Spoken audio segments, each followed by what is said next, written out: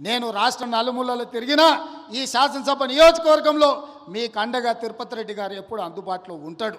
మీకు ఏ కష్టం వచ్చినా, ఏ సందర్భం వచ్చినా, ఏ పదవి ఉన్నా లేకపోయినా మీకోసం ఎప్పటికప్పుడు ఎవరికి ఏ కష్టం వచ్చినా, ఏ ఇంట్లో పెళ్ళున్నా, ఏ ఇంట్లో ఏ ఇబ్బంది ఉన్నా మా సోదరుడు మీకు అండగా నిలబడ్డాడు. ఆయన రామారావు అంటున్నాడు ఏం పదవి ఉందని. నేను అడుగుతున్నా దిక్కుమాలినోని, మీ అన్నదమ్ములలో ఉన్నోళ్ళందరికీ పదవులు తీసుకున్నావు. ఆయన నీ సడ్డకుని కొడుకుకి రాజ్యసభ తీసుకున్నావు, నీ చెల్లెల్ని ఎంపీగా ఓడగొడితే ఎమ్మెల్సీ తీసుకున్నావు, నువ్వు మంత్రి తీసుకున్నావు, నీ మా బావ మంత్రి తీసుకున్నావు, నీ నాయన ముఖ్యమంత్రి తీసుకున్నావు, నీ ఇంటిలి పదవులు తీసుకున్నారు.